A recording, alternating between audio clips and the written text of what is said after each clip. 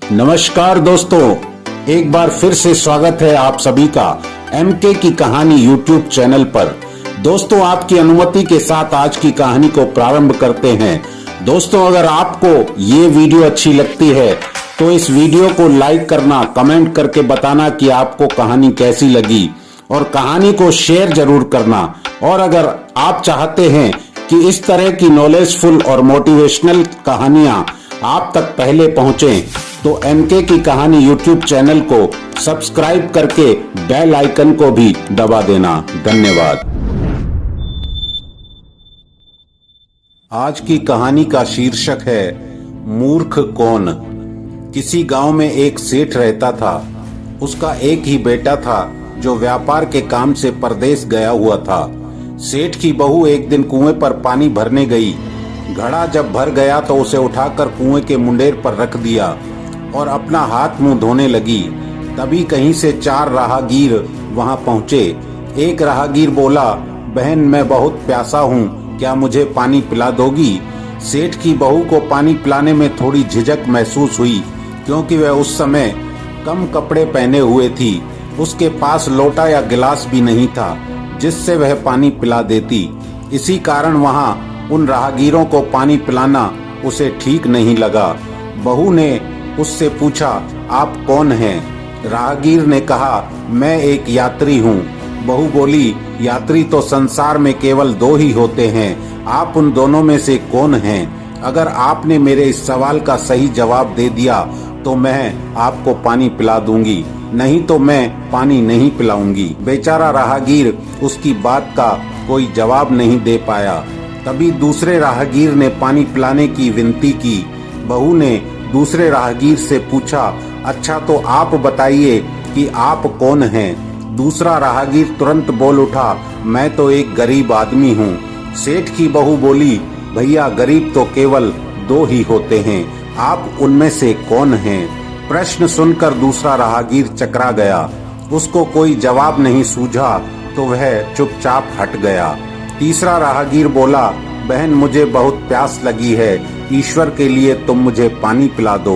बहू ने पूछा, अब आप कौन हैं? तीसरा राहगीर बोला, बहन मैं तो एक अनपढ़ गंवार हूँ। यह सुनकर बहू बोली, अरे भाई अनपढ़ गंवार तो इस संसार में बस 2 ही होते हैं, आप उनमें से कौन हैं? बेचारा तीसरा राहगीर भी कुछ बोल नहीं पाया।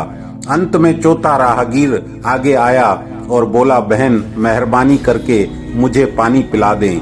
प्यासे को पानी पिलाना तो बड़े पुण्य का काम होता है। सेठ की बहू बड़ी ही चतुर और होशियार थी। उसने चौथे राहगीर से पूछा, आप कौन हैं? वह राहगीर अपनी खीज छिपाते हुए बोला, मैं तो बहन बड़ा ही मूर्ख हूँ। बहू ने कहा, मूर्ख तो संसार में केवल 2 ही होते हैं, आप उनमें से कौन से हैं? वह बेचारा भी उसके प्रश्न का उत्तर नहीं दे सका। चारों पानी पिए बगैर ही वहां से जाने लगे। तो बहू बोली, यहाँ से थोड़ी ही दूर पर मेरा घर है, आप लोग कृपया वहीं चलिए, मैं आप लोगों को पानी पिला दूंगी।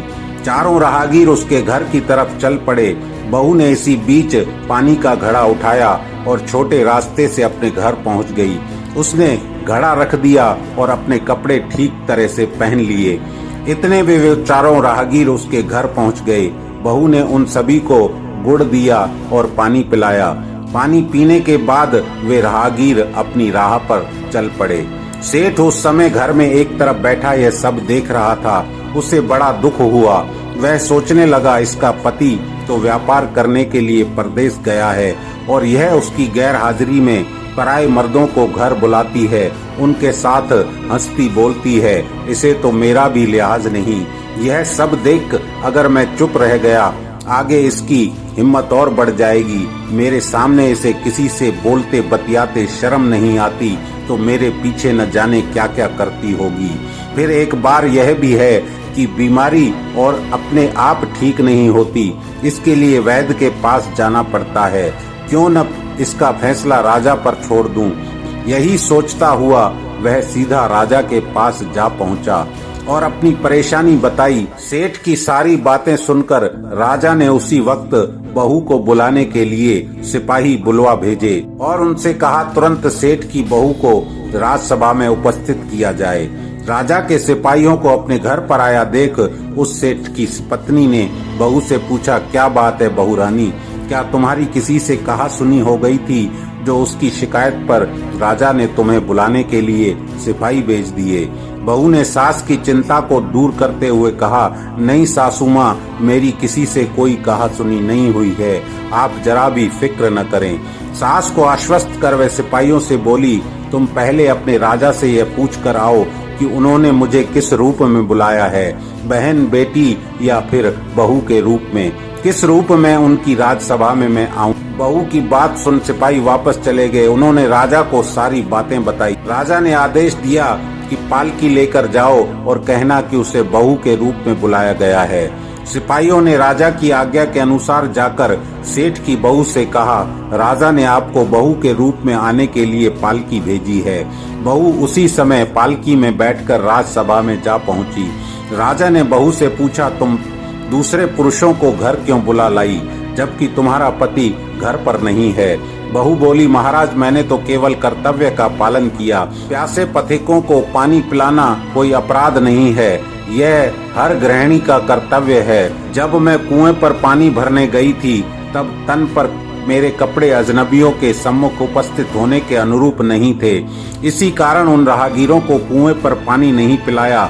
उन्हें बड़ी प्यास लगी थी और मैं उन्हें पानी पिलाना चाहती थी, इसलिए उनसे मैंने मुश्किल प्रश्न पूछे और जब वे उनका उत्तर नहीं दे पाए तो उन्हें घर बुला लाई। घर पहुंचकर ही उन्हें पानी पिलाना उचित था। राजा को बहू की बात ठीक लगी।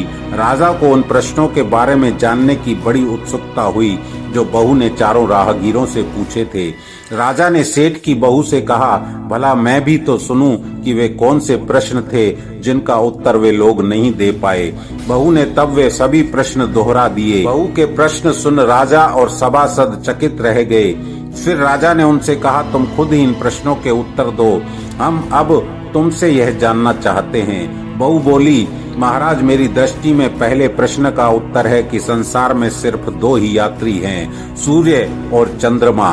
मेरे दूसरे प्रश्न का उत्तर है कि बहू और गाय इस पृथ्वी पर ऐसे दो प्राणी हैं जो सबसे गरीब हैं। अब मैं तीसरे प्रश्न का उत्तर सुनाती हूँ महाराज। हर संसार के साथ हमेशा अनपढ़ गवारों की तरह जो हमेशा चलते रहते हैं, वे हैं भोजन और पानी। चौथे आदमी ने कहा था कि वह मूर्ख है और जब मैं उनसे पूछा कि मूर्ख तो दो ही होते हैं, तुम उनमें से कौन से मूर्ख हो, तो वह उत्तर नहीं दे पाया। इतना कहकर वह चुप हो गई। राजा ने बड़े आश्चर्य से पूछा, क्या तुम्हारी नजर में इस संसार में सिर्फ दो ही मूर्ख हैं? हाँ महाराज, इस घड़ी इस समय मेरी नजर में सिर्फ दो ही मूर्ख हैं। राजा ने कहा, तुरंत बतलाओ कि वे दो मूर्ख कौन हैं। इस पर बहू बोली, महाराज, मेरी जान बख्श दीजिए, मैं उसका उत्तर दूं। राजा को बड़ी उत्सुकता थी यह जानने की वे दो मूर्ख कौन हैं, सो उसने तुरंत बहू से कहा, तुम निसंकोच होकर कहो, हम वचन देते हैं तुम्हें कोई सजा नहीं दी जाएगी। बहू बोली, महाराज, मेरे सामने इस वक्त बस दो ही मूर्ख हैं। फिर अपने ससुर की ओर हाथ जोड़कर कहने लगी, पहले मूर्ख तो मेरे ससुर जी हैं जो पूरी बात जाने बिना ही अपनी बहू की शिकायत राज दरबार में की। अगर इन्हें शक हुआ तो ये पहले मुझसे पूछ तो लेते, मैं खुद ही इन्हें सारी बातें बता देती। इस तरह घर परिवार की बेइज्जती तो नहीं होती। ससुर को अपनी गलती का एहसास हुआ, उसने बहू से माफी मांगी। बहू चुप रही। राजा ने तब पूछा, और दूसरा मूर्ख कौन है? बहू ने कहा, दूसरा मूर्ख खुद इस राज्य का राजा है, जिसने अपनी बहू की मान मर्यादा का जरा भी ख्याल नहीं किया। सोचे समझे बिना बहू को भरी राजसभा में बुलवा लिया।